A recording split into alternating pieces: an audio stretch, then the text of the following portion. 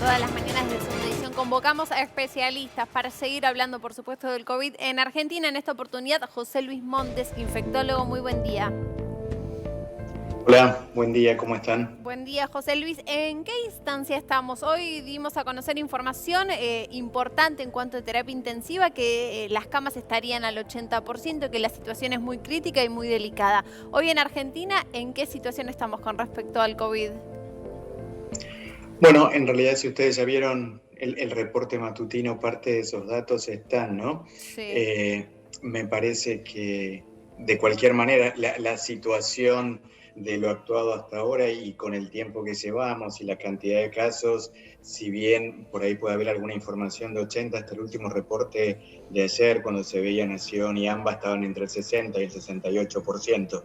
Entiendo que hay un espacio de seguir teniendo, digamos, posibilidad de medios como para asistir a la gente, asociado esto a, creo yo, que el alto grado de conocimiento de las medidas de prevención y distanciamiento que la población en líneas generales va teniendo, más allá de la situación que uno pueda ver de más tránsito, gente en la calle. De cualquier manera creo que existe una conciencia social bastante importante que hace que las medidas de distanciamiento que siguen vigentes y que seguirán vigentes a lo largo del tiempo tienen que seguir reforzándose, pero hay adhesión, me parece que desde cada uno de nosotros, para seguir conservando esa posibilidad de tener espacio suficiente en la asistencia médica como para seguir brindando Sí. respuestas a quien lo necesite o se infecte. José Luis, 25 millones de casos en todo el mundo, el COVID que afectó a 188 países y lamentablemente veíamos rebrotes en España, en Francia, en Italia. Digo, hay rebrotes en todas partes del mundo, países que estuvieron muy afectados con el COVID. ¿Qué puede pasar en Argentina teniendo en cuenta o pensando en una posible temporada en vacaciones?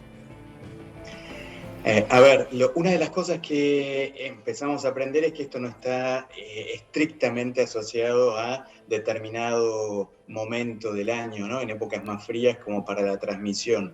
Y seguramente, como venimos aprendiendo de los países, por alguna manera de decirlo, centrales o del hemisferio norte, sabemos que algunas actividades que concentran mucha gente en espacios reducidos y tal vez en la población más joven, que es la que tiene más actividad, es la que ha generado probablemente el aumento de esos casos.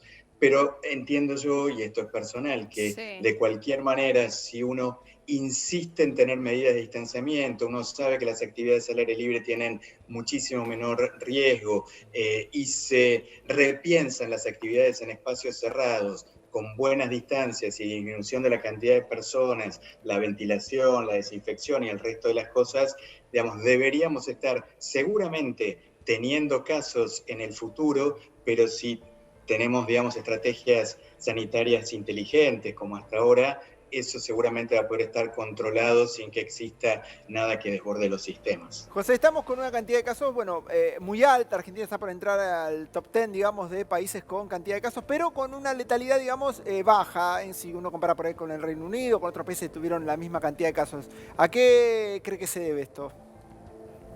Seguramente, en realidad, una de las cosas que tiene que ver es con el momento de asistencia, en donde, digamos, a ver, hay una detección temprana, hay una buena asistencia de la gente, hay una buena adhesión también al confinamiento en quienes son aquellas personas de mayor riesgo, ¿no? Sabemos que, como bien decías, la letalidad comparada con otros países es de las más bajas en Argentina, y también lo cierto es que esa letalidad igual queda concentrada en quienes son gente de mayor edad, más de 60 años, o que tengan factores de riesgo, ¿no? Incluso si uno se fija hacia otros grupos de población, como es la pediatría, la tasa de letalidad no alcanza a llegar, es menos del 0,5 incluso por 1000, ¿no? Entonces, la Sí. verdad que eso es bueno y tiene que ver con la adhesión, el diagnóstico oportuno, el buen sistema sanitario, que la gente de mayor riesgo seguramente es quien está siendo menos expuesta. Monse.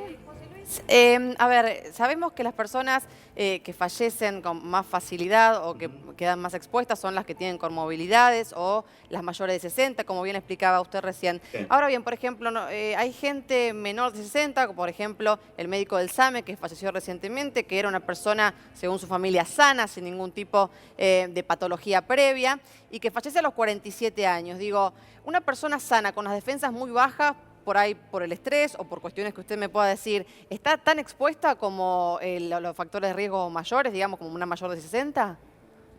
A ver, el personal de salud tiene una exposición Sí. mayor al resto de la población y es una de las poblaciones vulnerables, ¿no? Y también es cierto que en cualquier infección hay algún tipo de ecuación en lo que tiene que ver, digamos, las defensas de la persona, que no necesariamente tiene que ser un inmunocomprometido. A veces uno no puede llegar, digamos, a cuantificar eso, pero en lo que es el juego de la defensa de las personas, la cantidad de germen, en este caso de virus que infecta, Okay. la exposición, todo este juego de cuánto virus tengo, cuán fuerte estoy para poder defenderme y la exposición constante hace que uno a veces tenga situaciones de peor pronóstico, ¿no? Del caso individual, desconozco pueden haber sido los factores, pero también lo cierto es que si estamos hablando de, siempre vamos a encontrar gente que se escape de lo que estadísticamente uno esperaría que sean las personas de mayor riesgo, ¿no? Entonces,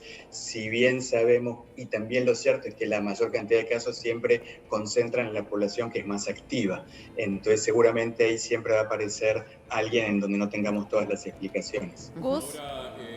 Doctor, hablando de población de riesgo, se conoció en las últimas horas que casi el 90% de los mayores de 60 años se han recuperado, sin necesidad incluso de internación, porque hace ya bastante tiempo, o por lo menos 1 o 2 meses, que no se da a conocer la edad, ¿no?, de los contagiados, que los contagios han crecido. Pero digo, esto desmitifica un poco eso, o sea, población de riesgo, pero hasta cierto punto, porque el 90% se ha recuperado positivamente. Eso no quiere decir que igual la mayor tasa de mortalidad y las mayores complicaciones las tengas a esa edad, y eso es casi universal, te diría, más allá de lo que fuera el coronavirus. A medida que avanzamos en edad, empieza a existir lo que se llama inmunosenescencia. Y esto, ¿qué quiere decir? Que uno va perdiendo la memoria a defenderse de las infecciones. Eso es inexorable, es la vida misma, eso nos sucede a todos. A eso, si le asociamos que también, a medida que tenemos más edad, empiezan algunos sistemas y órganos a funcionar distinto, claramente eso nos pone en una situación distinta de vulnerabilidad. Entonces yo lo que te diría es que más allá de que afortunadamente a muchos de los adultos mayores de nuestro país les haya ido bien, eso no quita que siga eso siendo para esta enfermedad y para muchas otras una población que es más vulnerable, ¿no? De la misma manera que si nos vamos al otro extremo de la vida, siempre los niños más pequeños, los menores de 1 año, no hablo en esto puntual, pero habitualmente al no tener exposición, digamos, a las enfermedades y un sistema inmunológico, en este caso más inmaduro versus el del adulto mayor que está más usado y desmemoriado, en realidad también es otro grupo en donde siempre hay que ser muy cuidadoso con las infecciones. Perfecto, José Luis, súper claro, lo vamos a seguir consultando desde Segunda Edición. Muchísimas gracias por su tiempo. Buen día, muchas gracias. Igualmente.